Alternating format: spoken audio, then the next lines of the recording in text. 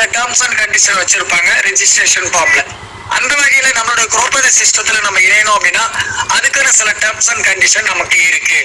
அது என்னென்ன அப்படின்னு பாத்தீங்க அப்படின்னா எலிஜிபிலிட்டி. இந்த எலிஜிபிலிட்டில என்ன கொடுத்திருக்காங்க அப்படின்னா 18 வயது நிரம்பிய இந்திய குடிமகன் யார் வேண்டுமானாலும் இந்த குரோபதி கிளப் சிஸ்டத்தில் இணைந்து பயன்பெறலாம். வேறு எந்தவித தங்கு தடையும் கிடையாது. 18 வயது நிரம்பி இருந்தா போதும். ஏஜ் வந்து அன்லிமிட்டட் தான். 18 பிளஸ் இருந்தா மட்டுமே போதுமானது. இந்தியன் சிட்டிசனா இருக்கணும். ஏன்னா நம்ம வந்து இங்க பாத்தீங்கன்னா இந்தியன் கரன்சியை தான் நம்ம வந்து ஒரு குரல் மாறி மாறி உதவி செஞ்சுக்கிறோம் நம்மளுடைய ஜிபே போன்பேல.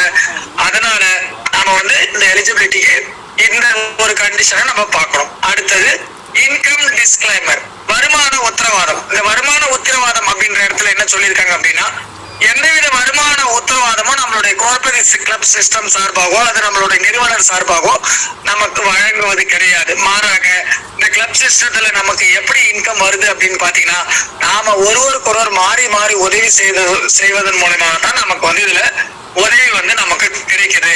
அதனால ஒவ்வொருத்தருடைய தனிப்பட்ட செயல்திறன் மற்றும் அவங்களுடைய கூட்டு முயற்சி, அவங்களுடைய டீமுடைய கூட்டு முயற்சி, இதன் அடிப்படையில் தான் நமக்கு வந்து இந்த இதுல சொல்லப்பட்டிருக்கக்கூடிய பிளான்ல இருக்கக்கூடிய எல்லா விதமான வருமான அமைப்புகளும் நமக்கு கிடைக்கும். அதனால அவங்க சிஸ்டம் சார்பா எந்தவித வருமான கேரண்டி கொடுக்கல.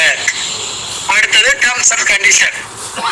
நம்ம ரெஜிஸ்ட்ரேஷன் பண்றதுக்கு முன்னாடி இந்த சிஸ்டத்துல சொல்லிருக்கக்கூடிய டேர்ம்ஸ் அண்ட் கண்டிஷன்லாம் முறையாக படித்து தெளிந்து அதற்கு பிறகு நம்ம ஐடி ரெஜிஸ்டர் பண்ணி டிராவல் பண்ணால் போதுமானது.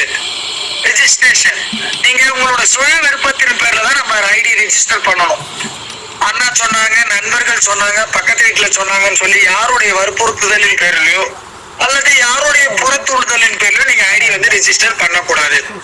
அண்ட் யூனிக் ஐடென்டிஃபிகேஷன், ஒரு மொபைல் நம்பருக்கு அல்லது ஒரு ஜிபே நம்பருக்கு அல்லது ஒரு போன்பே நம்பருக்கு ஒரு ஐடி மட்டும் தான் நம்ம ரெஜிஸ்டர் பண்ண முடியும்.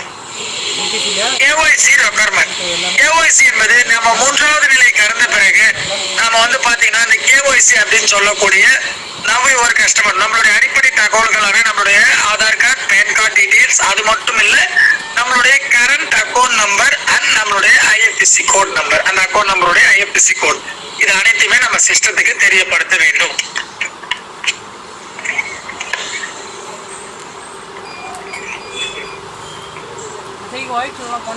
அடுத்தது பாத்தீங்கன்னா அப்டேட் பாலிசி. இந்த சிஸ்டத்துல பாத்தீங்கன்னா அப்டேட் வந்து முதுகெலும்பாக பார்க்கப்படுகிறது. இந்த அப்கிரேடேஷன் அப்படின்றது பாத்தீங்க அப்படின்னா இந்த சிஸ்டத்துல சில ரூல்ஸ் இருக்கு. நம்ம பேமெண்ட்டை ரிசீவ் பண்ணி ஏதாச்சும் நம்ம பேமெண்ட்டை ரிசீவ் பண்ணி அதை அப்டேட் பண்ணதுக்கு நமக்கு சிஸ்டம் கொடுத்திருக்கக்கூடிய கால கெடு 2 மணி நேரம். சோ இந்த 2 மணி நேரத்துல நம்ம தவிர்க்க முடியாத காரணங்களால நம்மளால அப்கிரேட் பண்ண முடியல, அடுத்த நிலைக்கு வந்த உதவியை அனுப்ப முடியவில்லை என்றால் அது வந்து நமக்கு 24 hours சிஸ்டம் டைம் கொடுக்குறாங்க. இந்த 24 hours கழிச்சும் நம்ம வாங்கிய பேமெண்ட்டை உதவி அனுப்பவில்லை என்றால் நம்மளுடைய ஐடி பெர்மனன்ட் டீஆக்டிவேட் செய்யப்படும். மீண்டும் அந்த ஐடியை வந்து அதே சீனியர் ஐடி கண்டினியூ பண்ண முடியாது. இன்கேஸ் நம்ம மறுபடியும் இந்த மாதிரி ஒரு இன்னலுக்கு ஆளாயிட்டோம்னா நம்ம கஸ்டமர் கேர் உடனே அணுகி நம்ம அதற்கான விளக்கங்களை கேட்டு மீண்டும் கூட நம்ம அந்த ஐடி கண்டினியூ பண்றதுக்கு சான்சஸ் இருக்கு. ஸோ கூடுமான வரை நாம் அனைவருமே அந்த 24 மணி நேரத்திற்கு முன்னதாக இருக்கக்கூடிய 2 மணி நேரமே நமக்கு போதுமானது.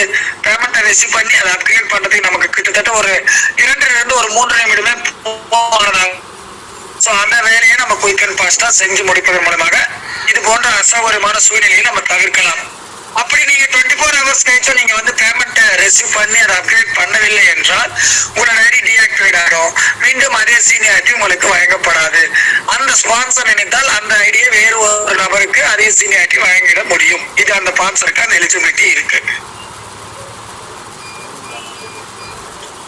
சோ இந்த ஸ்பான்சர் எலிஜிபிலிட்டி அப்படின்னும் போது ஸ்பான்சர் ஆகப்பட்டவர் அவர் இன்ட்ரோடியூஸ் பண்ண நபர் வந்து 4 பிளானுமே ஆக்டிவேட் பண்ணிருக்காரு அப்படின்னா அது மூலமா வரக்கூடிய ஸ்பான்சர் பெனிஃபிட் 4 பிளான்லுமே இவர் வந்து வாங்க தகுதி அடைகிறார். மாறாக ஸ்பான்சர் 3 பிளான் ஆக்டிவேட் பண்ணி அவர் இன்ட்ரோடியூஸ் பண்ண நபர் 4 பிளான் ஆக்டிவேட் பண்ணா ஸ்பான்சர் வந்து எத்தனை பிளான் ஆக்டிவேட் பண்ணிருக்காரோ அத்தனை பிளானுக்கான ஸ்பான்சர் இன்கம் மட்டும்தான் அவர் இன்ட்ரோடியூஸ் பண்ண நபர்கள் மூலமா வாங்க முடியும். மாறாக எக்ஸ்ட்ரா பிளான் வந்து இன்ட்ரோடியூசர் ஆக்டிவேட் பண்ணிருக்காரு, இவர் ஆக்டிவேட் பண்ணல ஸ்பான்சர்னா அந்த பர்டிகுலர் ஆக்டிவேட் பண்ணாத அந்த பர்டிகுலர் பிளானுக்கான அந்த ஸ்பான்சர் இன்கம் மட்டும் இந்த ஸ்பான்சருக்கு கிடைக்காது. அது வேணும்னா அவர் அந்த பர்டிகுலர் பிளானை ஆக்டிவேட் பண்ணிருக்குது அவசியம். அடுத்தது மெம்பர் கமிட்மெண்ட்.